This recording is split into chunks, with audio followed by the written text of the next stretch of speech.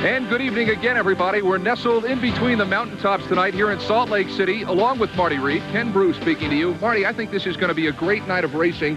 A lot of individual and a lot of manufacturers' point races still up in the air. Well, we're heading into round 6, past the halfway point, and the showdown is about to begin. Take a look at the manufacturers' points first off.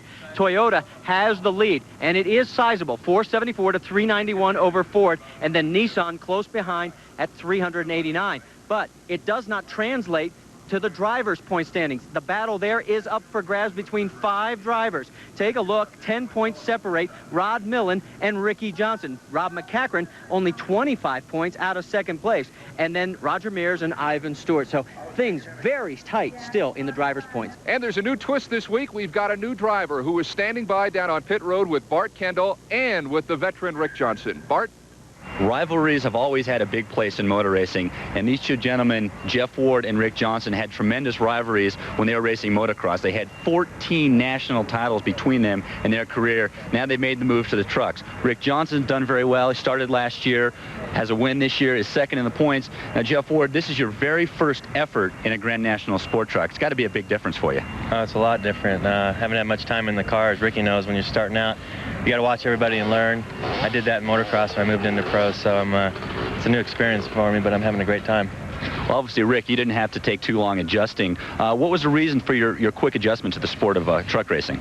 Well, I think we had a really aggressive testing program at Chevrolet and Nelson Racing. It was a new vehicle, a new driver. Nelson & Nelson came from, they were desert experts. I was a professional in motocross. So we came to a middle ground of compromise on testing and trying different things. So we had 2 different strategies of how to make the truck work. And I think that aggressive testing schedule is what helped me accelerate so quick. Well, if the success of these guys is any indication, we might see 2-wheel racing as a training ground in the future for 4-wheel racing. First off, I have to ask you, you have got to be in some pain. I just watched you walk out of this car, and you are hunched over, partner. Yeah, I really hurt my back today in qualifying. I caught a bump wrong, just cratered my back. But I think I feel better in the car than I do standing up, though. Are you going to be able to make it through another heat and the main? I think so. I mean, I hope so. As long as I don't have to stand up, I'm okay. But our Conoco Budweiser truck's just really running good tonight. All right. You obviously gave me a good hint there. I'm going to let you go get some rest. We'll see you in the second heat. Thank you very much. And a reminder that Mickey Thompson Stadium Off-Road Racing may be coming near you. Saturday, September 11th, it's the Silver Bowl in Las Vegas, Nevada. Then on October the 9th, we're at Mile High Stadium in Denver. And on Saturday, November the 6th, it's Candlestick Park in San Francisco, California. The best racing is yours if you live in and around these cities. Come on out and watch. Super 1600 heat race number 1. And Marty Reed, Jimmy Nichols did not have a good go of it in Pasadena. He was 17th in the main, yet today in qualifying he does extremely well, as does the man in that particular Super 1600, Marty Hart. Well, yeah, Jimmy's in row number 2. With the inverted order, the first and third qualifiers in this heat, Jerry Welchel and Jimmy Nichols, they were the 2 fastest. They line up in row number 2, right behind Corey Witherill and Marty Hart. Now the second and fourth fastest qualifiers will be in the heat race number 2. We wait for the green flag, which should drop momentarily. Jerry Welchel in the number 1, second in the main at Pasadena, won his heat at Pasadena, and seemed to have a pretty fair run of it in the main. But he drove over Jimmy Nichols and flipped out, and that was the name of that tune for the man who has ruled this classification for the last few years, and some bumping off the start. But it's Hart who takes the lead momentarily down through that backstretch and over those series of jumps. Remember, we talked about tires being critical. They just did some course maintenance here and put a lot of water down because the course had been drying out. Now, these guys might be on the wrong tires. We're going to find out real soon. Right now, it's Jimmy Nichols with the lead. At Phoenix, he was second in the main before his problems in Pasadena. And he seems to have picked up where he left off at Phoenix and erases the memory so far. of Pasadena. I can tell you, you watch Jerry Welchel, and I guarantee you he's not happy with the tire combination that he selected or the groove that he put into this car. He's getting a lot of wheel spin and a lot of side slippage as he goes through these corners. Meanwhile, Jimmy Nichols in the front, watch him come through this corner. He guessed correctly at how much water they would put down, and he is the leader because of it. There's Nichols in the lead out of Alpine, California. The vehicle at Chenoweth. Super 1600s. Here they come down the straightaway and through that series of jumps. Very long straight chute. Oh, and all of a sudden, Marty Hart has stalled and pulled to the side of the road. Jerry Welchel will take over second place. Now Welchel battling that setup that Marty Reed told you about earlier in this race, and we'll see if Welchel has figured it out to make a run at Nichols in this heat race. Not a happy man there. That is Marty Hart. But right now it is battled down to Jimmy Nichols out of Alpine and Jerry Welchel out of Mission Viejo. I got to tell you, if I'm Jimmy Nichols and I know Jerry Welchel is back there, I'm not a happy camper because Welchel takes no prisoners, and he knows it. And he also knows that Jerry's tire combination is starting to finally come in, and here comes lap traffic into play. Right, that is Steve Kukla, who is lap traffic, and at this point playing havoc with the lead of Jimmy Nichols. And it brings Welchel right up on Nichols' bumper. And 1 lap to go. There's the white flag. It's out. Nichols maintains the lead despite the lap traffic. Welchel opts for the inside, trying to make a move, but he is forced back a bit by lap traffic, by the stalled Super 1600. Now, Jimmy Nichols has to hug this corner. He has to force Jerry Welchel to the outside of every single turn to win this race. 2 more turns to go for Nichols as he's through the rhythm section and navigating up to the top of turn number 3. Welchel tries to get him outside. Nichols forces him outside as their wheels hit, but it's Nichols who maintains the lead. Down through the rhythm section, up to the top of turn number 4. Oh, there's the opening. Up on his wheels, Welchel and Nichols side by side, and we'll see. It appears that Nichols has won, but we'll wait. They appeared to cross the finish line side by side. We'll have to wait. This is the first time a photo finish will be used to determine the winner in all the years that we've been televising the Mickey Thompson Stadium Off-Road Series. Let's take a look at the last lap. Contact coming through there. Welchel's on the inside. Nichols liked that outside line through the fast sweeping turn number 1. Now remember, we talked about that Jimmy Nichols had to cut these corners to the inside, force Welchel outside of him. He does a good job there, and then after that little bobble, here is the finish. As Welchel had his last chance, he took a shot, but just by the width of a bumper, it is Jimmy Nichols the winner. Fact is sponsored by Budweiser. One of the different things about coming to Salt Lake City is the fact that we're 4,200 feet above sea level. This forces the engine tuners to really be on their toes. One of the things they must do is increase the compression of the motor to compensate for the increased altitude. Another thing they must do is make some adjustments to the carburetor here so you have the proper fuel-air mixture. This adjustment right here is for the high speed. This is for the low speed of the engine. And inside, behind this plate right here, are little carburetor jets. Now, these little things don't look like much, but believe it or not, a difference of 1 or 2 numbers could be the difference between 20% in horsepower, something none of these drivers want to give away. Well, in the heat race tonight in the American Custom Racing Wheel Sport Utility Division, some tough luck for Tim Lewis, Marty. Well, Tim took the lead on the very first lap in his Jeep. There was the white flag coming out. He was leading Larry Noel and Tommy Croft.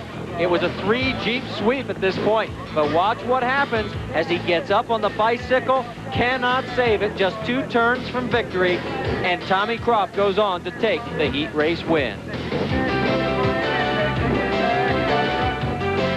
Sun-baked, but I'll tell you what, can't get enough racing here at Salt Lake City. Nice crowd on hand. And here we go with Super Lights, heat number 2. Guy to keep an eye on will be Greg George. There we are on board with him inside, and he's looking. Yes, Greg, it's working. Yeah. Just keep looking straight ahead, partner. He has been on a streak. He's won 3 out of 5 stops on the Mickey Thompson Tour this year, trying to regain that number 1 that he held 2 years ago. This an interesting points race. George winning big at Pasadena has really put some distance between himself and Sean Finley. Well, he could really put a lot of distance behind Finley and and everybody else with a strong showing tonight. We'll see. We'll see him inside and we'll see him outside. Right now, as they come through a series of jumps on the back straightaway. And it looks like, and it is Scott Clars who has shot to the lead. So here we go. Clars had some tough luck in Pasadena. He led the main, but spun out. Wound up finishing in deep inside the pack, but has zoomed to the lead here in the first heat race tonight. Right behind him is Sean Finley from Lake Elsinore, California. And there is George currently riding third over the barrier. And our barrier cam catches the jump inside with Greg George. And you're feeling what he's feeling, I'm sure. And that is the unforgiving turf that he bounces off of. And we've had our first pass. Can he make it stick? He gets on the outside. No, he gets passed back on the inside by Sean Finley. And here he comes back. It has been a night of surprises as far as this track layout. When it comes to the four-wheel ATVs and these super lights, we haven't seen a great deal of passing. That's the first pass in the top 5 positions in either category. Well, George has passed up Finley. Now he sets his sights on number 1, but Scott Clars has put some distance between Finley and George and everyone else. We've got a full yellow. We've got a full yellow caution. And we have a super light on its side back on turn number 3. So hold everything. We'll line it up for a restart. While we wait for the restart, let's go down to pit road and Bart Kendall. Bart? We had a pretty rough heat number 1 in the truck race. One of the casualties was the Chevrolet truck of Rick Johnson. You see right here, this is the front bumper assembly. And this right over here is what used to be part of the front bumper. I'm not even sure how it goes right now. What had happened, though, is that thing was bent back into the right front wheel, restricting the movement of the right front wheel. So in essence, Rick was driving a 3-wheel vehicle. We know he can drive 2-wheel vehicles. We know he can drive 4, but he hasn't yet figured out how to drive a 3-wheel vehicle. Thank you, Bart. Restart has occurred. Clars regains the lead on the restart. Greg George second, Sean Finley third, so nothing has changed since before the last flip by Alan Yaros. Clars out of Rialto, California, in his Briggs built. George in the Nature Recipe right behind him, and he has Sean Finley right on his rear wheels. There's our barrier cam. And you can see the air that these drivers put between themselves and the track. On board now with Greg George. Battling the turf. Look at his head just snap back and forth as he tries to navigate through the rhythm section. Well, you can see he's got an inside line. He tried to get past Clars. Clars able to hold him off. Clars, though, with a decidedly slimmer lead on George than what he had just 1 lap ago. But he continues to lead. And right behind him, you see the Nature's Recipe super light of Greg George. George, though, itching to make a move, and we'll see if he'll do it here on this next lap. Sean Finley currently riding third. He's got the inside line going into turn 1. George kicks inside, seems to take the lead momentarily, and now does. Greg George has taken the lead with authority over Scott Clars. And now it's Greg George that they're all chasing. And Clars has lost second place now to Sean Finley. So a weird turn of events on this lap for Scott Clars. He has lost first and now second. And now it is that man, Greg George, with the lead. And right on him is Sean Finley inside the car of our new leader. And that is Greg George. 1 lap to go as the white flag is out. And George will try to equal what he did on the last lap and keep the others at bay. He wrestled the lead away from Clars on the last lap. Finley took second from Clars, and now it's George and Finley with less than a lap to go. George with a little trouble through turn number 2. Now through the rhythm section with about a 3 super light length lead over Sean Finley. Top of turn 3. It's still Greg George with the lead. George with Finley behind him and Clars third, and that's the way it'll wind up. Greg George wrestling the lead away on the next to the last lap, takes the checker flag.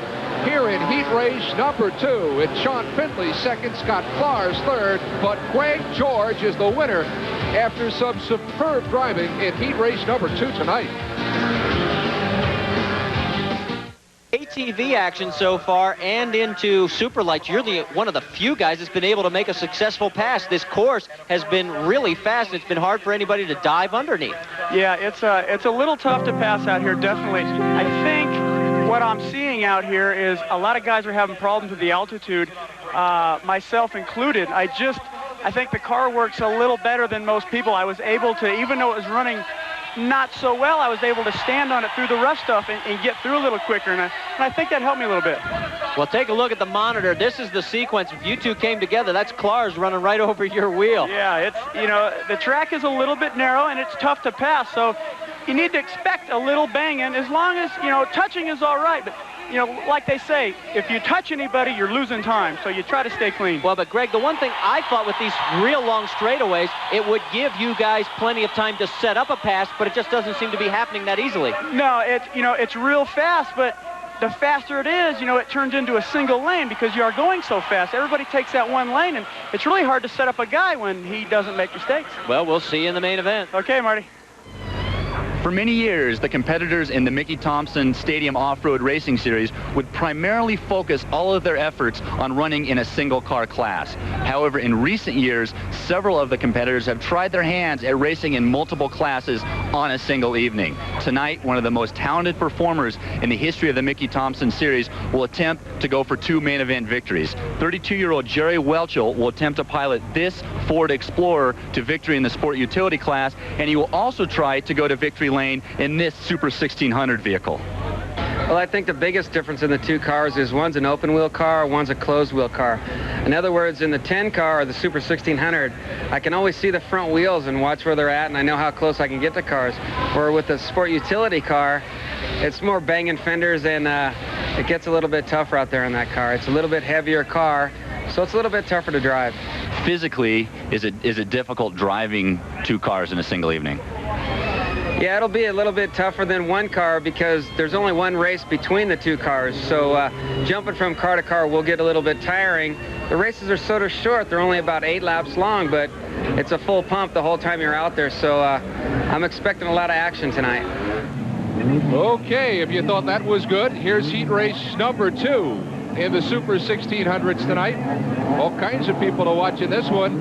How about Gary Gall in his Chenoweth out of Montana, currently riding in the points, number 2. Oh, and Gall's up and over. And he's on his hood and he flips, and we have got, I'm sure, a full course yellow on this. Look at that.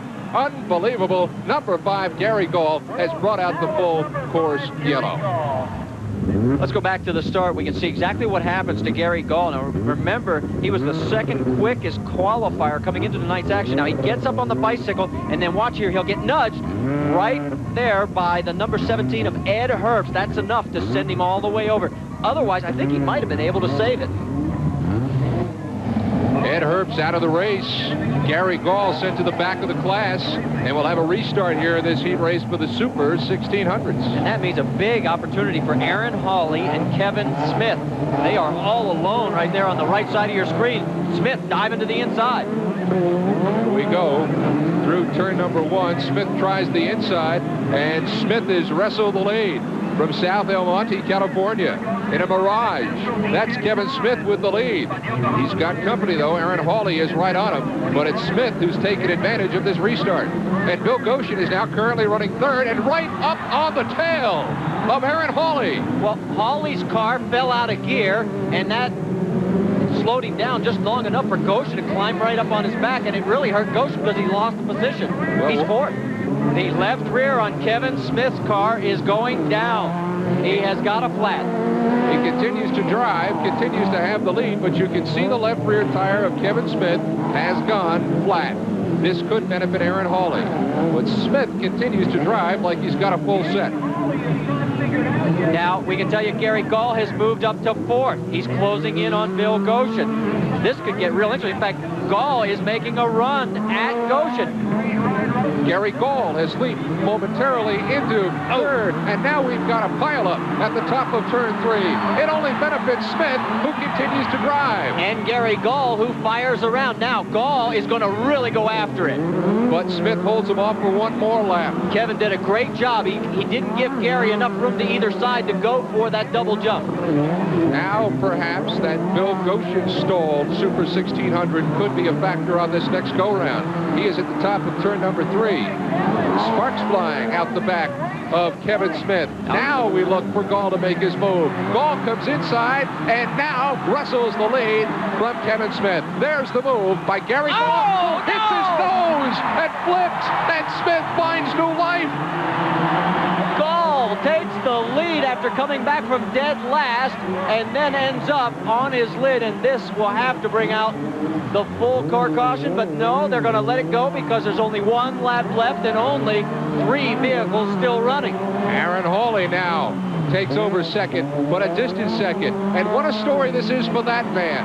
For Kevin Smith, who took the flat about 4 laps ago, continued to drive, continued to tempt fate, saw the lead leave, and then get it back when Gary Gall went nose first into the turf and fell on his head. Smith navigates around Gall and now comes down through the rhythm section. The crowd on its feet cheering for Kevin Smith, who has done a superb job driving in this heat race. He sees the checker flag, and on 3 wheels, struggling, a tire shredded, Kevin Smith takes the checker flag, and the tire shreds at the finish line. It just landed.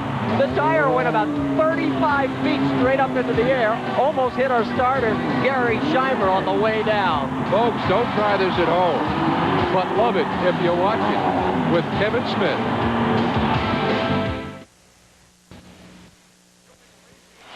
Well, the crowd's enjoying the racing tonight. I'll tell you what, though, the MEARS family may want to bring its own position to the next Mickey Thompson stop. Bart Kendall, what's going on down there with the MEARS gang? Well, I feel like Dr. Kendall down here making my rounds at Rice Stadium Memorial Hospital. First, an update on Roger Mears. After that first heat, he said his lower back was really hurting him. It hurt him to walk, but he actually felt better driving. I'm here with Clint Mears. You were feeling a little under the weather, too. How are you feeling now? I feel pretty good. I had a heat got to me and the altitude got to me. I have a little serious nosebleed. I never have them, but it got to me and I was a little bit queasy, but now I'm feeling a lot better. I'm ready to race. Hopefully the Mears family has a family HMO plan. Well, Marty Reed in heat race number 2 tonight in the 4-wheel ATVs. Charlie Shepard really made up for a disappointing showing last time at Pasadena. Well, he came out like a cannon shot, and we saw something happen in both heat races. Look at the gaps between Charlie Shepard and back to the rest of the field. This was a high horsepower track, the longest straightaways, we've talked about it all night long, that we've ever had on the Mickey Thompson Tour, short of when we go to the LA Coliseum. And both heat races won by Nicholas Granlund in the first heat, and Charlie Shepard here in heat race number 2 were walkaways for both men.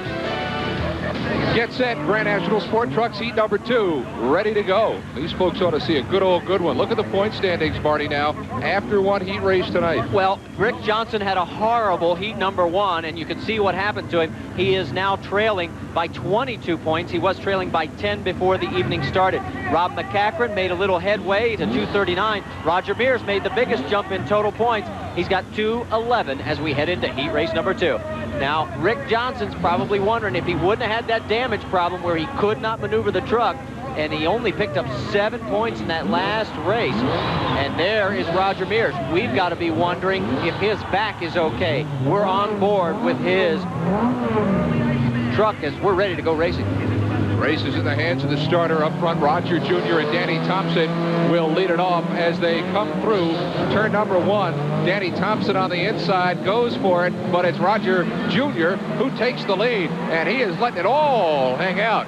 He took a couple of jumps there and now navigates and gets himself crossways with Danny Thompson, and Danny Thompson takes the lead. We're 3 abreast here, guys. They can't do that. Danny Thompson did some nice driving to get out of the way of that. And now it's Roger Jr. who gets spun around in the back by Walker Evans. There's a big pile up at the top of turn number 3. That unscrambles quickly. The beneficiary of it all, Walker Evans, who's now in second. Still out front with the lead is Danny Thompson. Here they come over the jump by our barrier cam. And MEARS Sr. moves into second place. This bad back may be a godsend for him. I mean, he is just driving like a man possessed. Meanwhile, it's almost a quarter of a lap space between first and second. Here comes Roger Sr., but he gets outmaneuvered by Walker Evans. And Danny Thompson continues to lead inside now with Roger Sr. Ivan Stewart has bulled his way up. Here comes Roger trying to dive on the inside also. You can see it from the in-car. That's what it looks like from outside. He has regained second position. This has changed 3 times in the last lap. Here comes Ivan Stewart closing on Walker. Still, it's Roger Sr. in second place. Ivan battling with Walker for third. And right now, it's Ivan who's got it. Meanwhile, Danny Thompson continues to lead. Roger Sr. followed there by Ivan Stewart. Meanwhile, up front, it's Danny Thompson, who won a heat race this year in Seattle. Number 4 in the main. He would dearly love to get this heat race tonight and position himself in good shape for the main. He's got a big lead now. It's a bunched up pack that's behind him.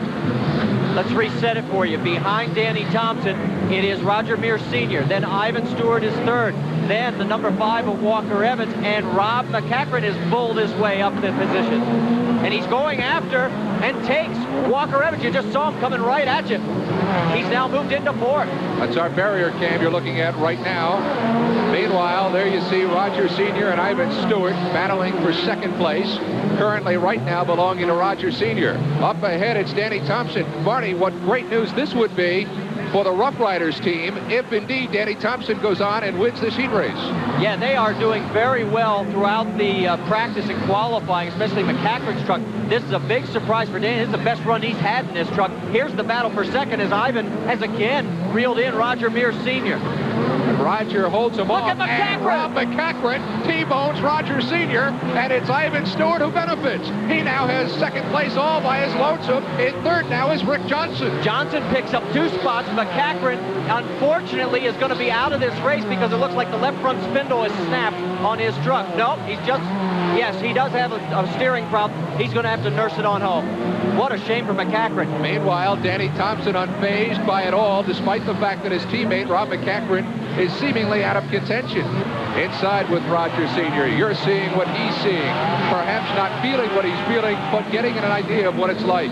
White flag is out for Danny Thompson. This could be a big, big night for Danny. He has won 1 heat race before this year at Seattle and appears to be en route to a heat race here tonight in Salt Lake City. The battle still is for second. Ivan has lost contact with it. He's back in 4th. Rick Johnson holding off a determined Roger MEARS. And MEARS gets around him. Now it's Senior who's moved into second. Johnson continues to battle. He's at the top of turn number 3. It's still Roger Sr. at second. And Danny Thompson will stare at the checker flag and take it. Here at heat race number 2 tonight, it's Danny Thompson and the Rough Riders. Oh, no! And we've got Roger Sr. on his side, driving up and through it and taking second place. It's Rick Johnson third and Ivan Stewart 4th. He does a complete roll and finishes second. Unbelievable. All right, let's go back to the moment when Danny Thompson is going to, there you see him, get ready to take the checker flag. MEARS gets up, hits the barrier there, the section of the course that's cambered off, and he rolls over and keeps it in the throttle and just drives on to take second place. Rick Johnson holds on for third. Incredible finish.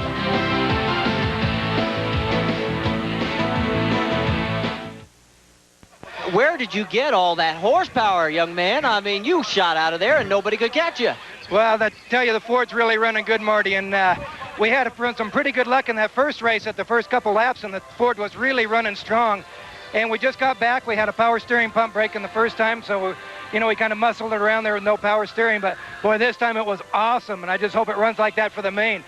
Take a look at some of this action behind you. You should be real happy you weren't in some of this. Yeah, oh, there goes Roger passing Ricky Johnson. That was a pretty nice inside move. So I tell you what, when you're out in front, it's really a good feeling, Marty, because you don't have to fight with those guys. and then every time they fight with each other, you get a little bit farther away, and it makes your job just a little bit easier. Well, can you duplicate it in the main? We're going to sure try. Ford wants a main event real bad this year, and both myself and Rob McCackern both are going to give it a heck of a try, and I hope to be talking to you in a little while. We'll see you in the main. Thanks, Marty. Well, Marty Reed, in this sport utility main event tonight, I think the American Custom Racing Wheels division has found its big act, and that is Tommy Croft. Well, take a look at this action for second place, because from this point on, Tommy Croft was in control of this race as he won his 4th consecutive. His teammate, Larry Noel, after a stop-and-go penalty, comes back, picks off T.J. Clark, who stalled at this point, and the number 4 of Chris Neal right in front of him. He went on to take second. Here's your winner, though, his Jeep teammate, a stranglehold 4th consecutive win in the main event, the Tomahawk, Tommy Croft. Marty Reed, in this Ultracross sheet race number 1, it was Team Yamaha all the way, Kyle Lewis and John Kalos. Yeah, Kyle had the lead early. Kalos came all the way from row 5 and quickly moved into the 2nd position. He is the current points leader by 2 over Larry Brooks. Brooks will be racing in heat race number 2. He did nothing to jeopardize his 2nd place finish, especially with his teammate in front of him. He knows that he picked up enough passing points. He's set for the main. He'll finish 2nd on the number 9 Yamaha. That's John Kalos behind Kyle Lewis, the winner.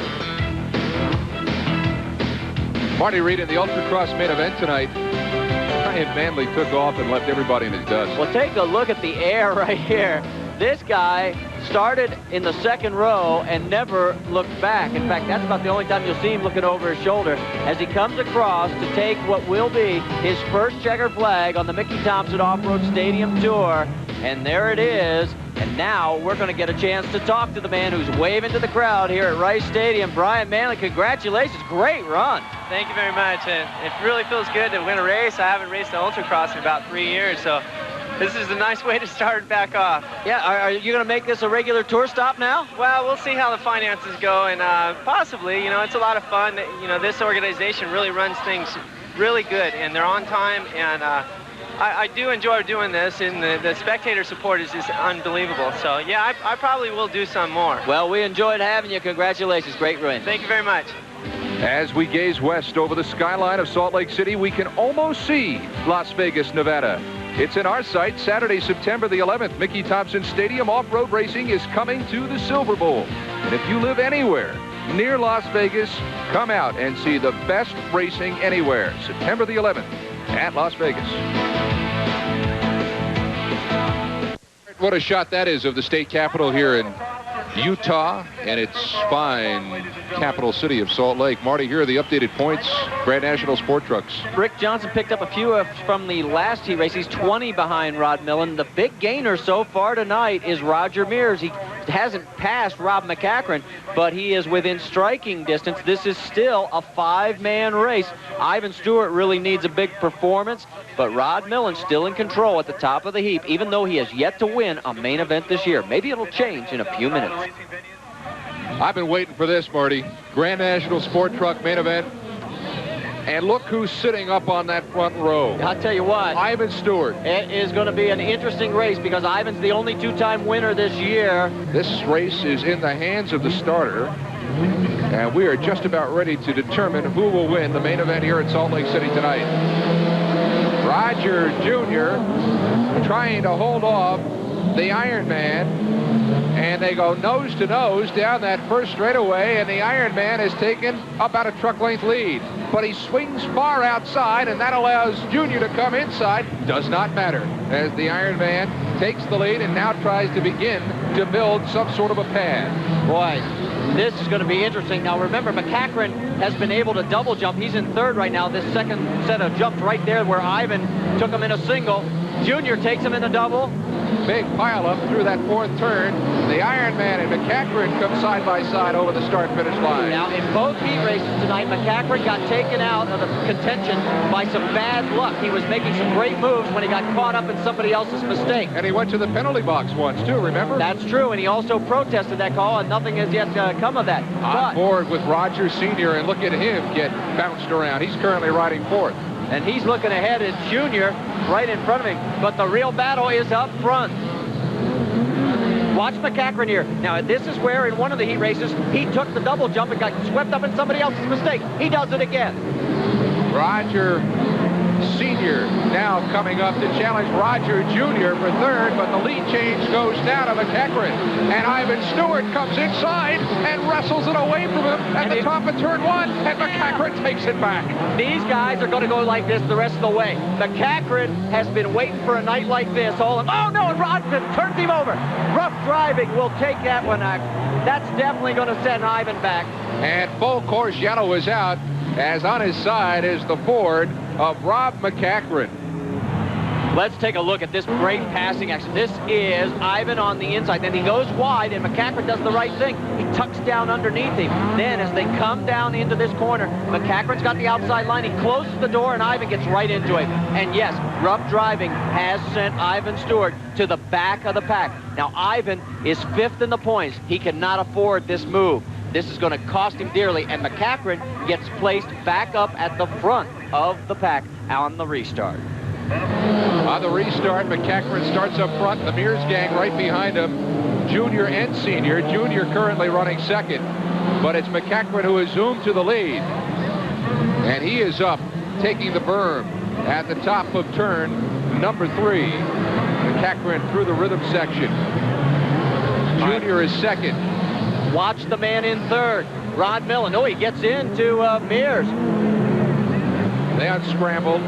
Everything is all right. Denny Thompson, we should point out of the race. Again, another lap in the bag. And Rob McCachran sands the door on the driver's side, has got another lap in the books. 2 laps to go. And he's handling this track extremely well. Marty, we talked about the tires, we talked about the setup, and apparently McCachran has found the magic tonight. Well, he had a very good run going in both of the heat races, but remember, he got swept up in somebody else's mistake both times, and it basically took him out of it. And it's interesting that he also got, you know, here in the main with Ivan punching him over. This time, the break went his way. He's put back at the front of the pack, and look at the job that he has turned in tonight. There is McCachran anticipating his first win tonight. Let's talk a little bit about second place. If Rod Millen holds on, he will retain the points leadership. He hasn't won it all in 1993. He's just been flat consistent. Yeah, Millen has yet to win. I mean, oh no, McCachran goes over. McCachran goes over, but he comes back on his wheels. He got in the way with the number 6 car of Roger MEARS Jr., and he's now right in front of Rod Millen, and he may have problems. He may have damage to the truck. He drove out of it. He drove out of it well, but you're right, Marty. He may have damaged his truck. And this is big news for Millen, who now has closed the gap to about 2 truck lengths on Rob McCachran. And Millen is making a move here at the top of turn number 4 to perhaps take the lead. The white flag is out. There's only 1 lap to go. They touch. Millen has taken the lead. Rod Millen has taken the lead on Rob McCachran. And Millen now perhaps poised to win his first of 93. He's built now a big margin of lead on Rob McCachran. Oh, what misfortune for Rob McCachran. And McCachran's going to fall to third. Here comes the Iron Man. In fact, he's going to fall even further. He's dead in the water. Rick Johnson will move into third. Ivan Stewart is now second. And the story now becomes Rod Millen in his Toyota out of Newport Beach, the points leader. His margin of leadership cut to 10 coming into tonight. He will win the main event, his first main event of 1993. Rod Millen, second place to the Ironman. Ivan Stewart, third place goes to Ricky Johnson.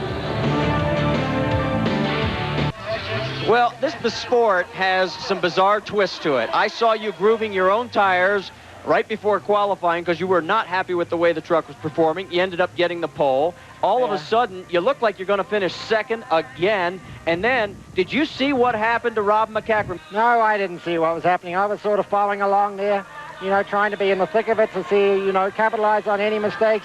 But yeah, as you said, I did groove my tires. And those were the tires I used in qualifying. We ended up in the last minute throwing them on the truck. And it's just working out crazy. You know, I've got to extend my points lead now. Toyota has extended their manufacturer's points lead. We're real happy. Congratulations, Rod. Thank you. See you in Las Vegas. Look forward to it. What racing tonight here in Salt Lake City, and congratulations to our main event winners. In the Grand National Sport Trucks, Congratulations to Rod Millen, his first in 1993. The first ever in Ultracross for Brian Manley. In the Super 1600, Kevin Smith, the People's Choice. Congratulations to our Super Lights main event winner, Greg George. In the four-wheel ATV, the night belonged to Doug Eichner. And in the American Racing Wheel Sport Utility, the domination of Tommy Croft continues. He has won for the fourth straight time. Our in-car camera is made possible by your friends at Conoco, American Racing Custom Wheels, and Nature's Recipe Pet Food. Barrier camera compliments of Dick CPEC and Rancho Suspension. Mickey Thompson Stadium Off-Road Racing has been brought to you by Budweiser, the king of beers, with that fresh, pure, natural taste.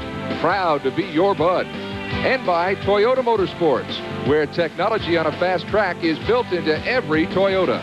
And by Quaker State. The big Q is one tough motor oil.